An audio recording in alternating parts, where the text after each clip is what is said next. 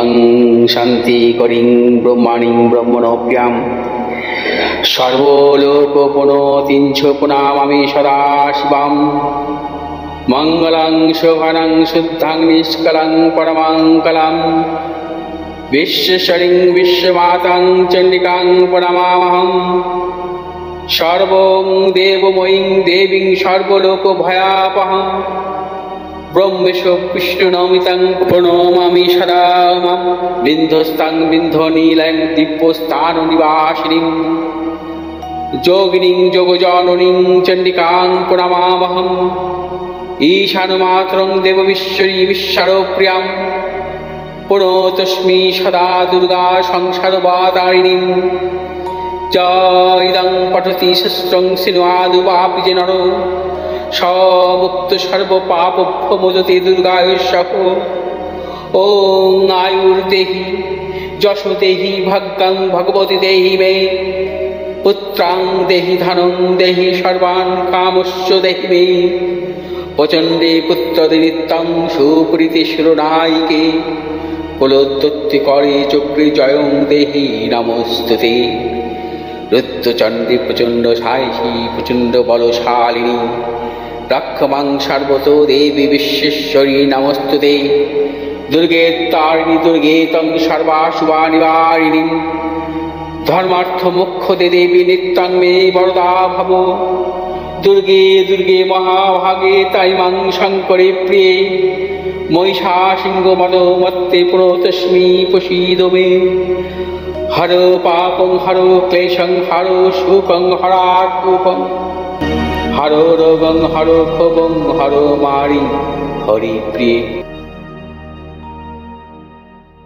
আমি বারবার বলি, ভারত আধ্যাত্মিকতার দেশ।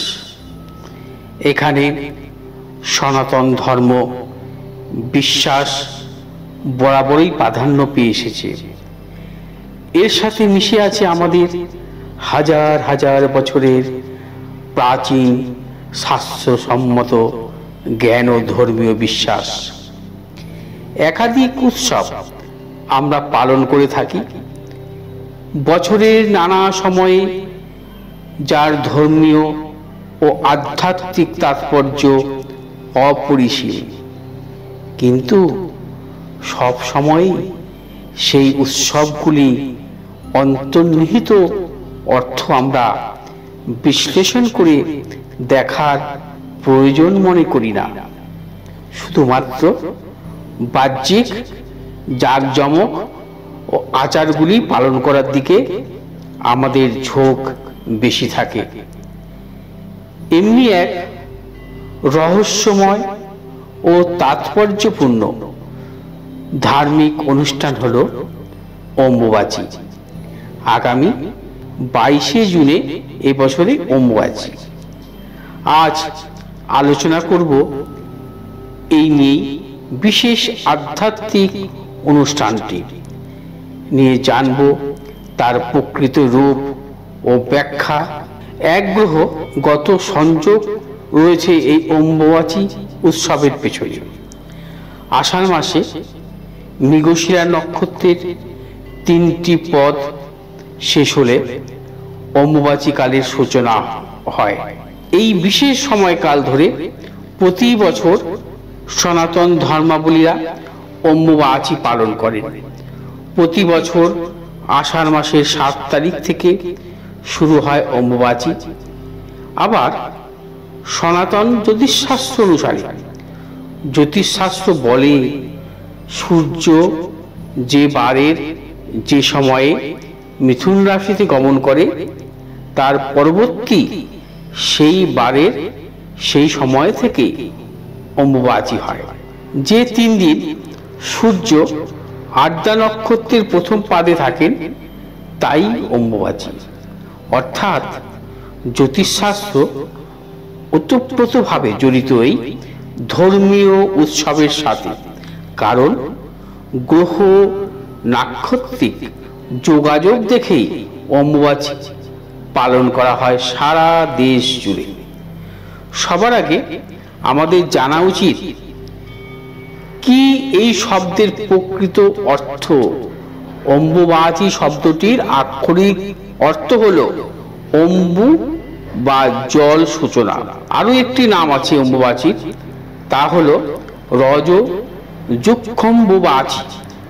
যদিও এই শব্দটি সেইভাবে জনপ্রিয় নয়, তবে অর্থবহ। এবার আসি অন্তর্নিহিত অর্থের দিকে। বিশ্বাস করা হয় এই অম্বুবাচীকালে পৃথিবী বা ধরিত্রী মা ঋতুমতী বা রজস্বলা হন। আবার এই বিশেষ সময়টি প্রাকৃতিক নিয়মে বর্ষার সূচনাকাল। আগামী দিনে ফুলে ফলে ও শস্য সম্ভারে ভরে ওঠার জন্য প্রস্তুত হয় বসুন্ধরা। পৃথিবী আমাদের কাছে কোনো জড় বস্তু নয়। আমরা আগাগোড়াই পৃথিবীকে এক দেবী বা মাতৃরূপে দেখি ও পূজা করি। তাই স্বাভাবিকভাবেই এক নারী যেমন সন্তান ধারণের পূর্ব ঋতুমতী হয়, ধরিত্রীও তেমনি ফসল উৎপাদনের পূর্বে রজস্বলা হয় ও পরবর্তীতে ফসল উৎপাদনের জন্য আরো বেশি উর্বর হয়ে ওঠে।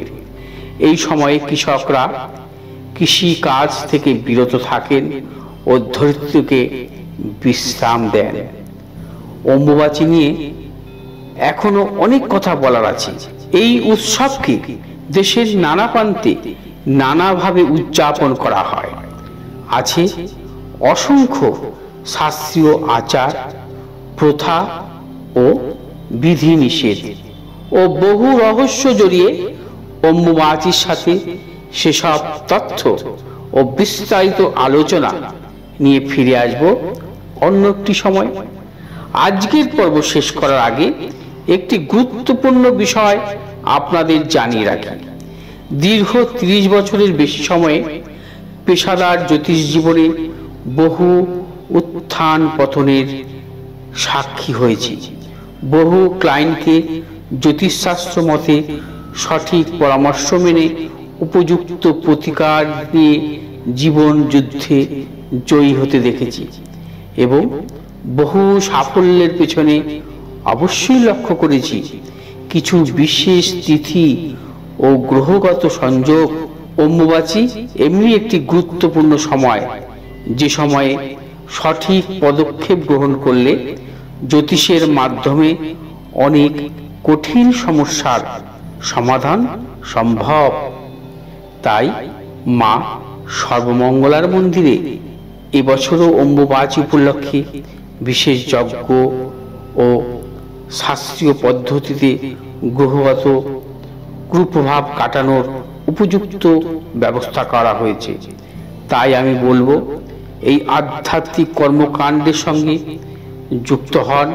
এই সময়টিকে, অর্থাৎ এই বিশেষ সময়টিকে কাজে লাগিয়ে নিজের জীবনকে সুন্দরভাবে গড়ে তুলুন। কিভাবে তা সম্ভব তা বলে দেওয়ার জন্য আমি আছি আমার দীর্ঘদিনের অভিজ্ঞতা নিয়ে। আর আছে অব্যর্থ জ্যোতিষ শাস্ত্র।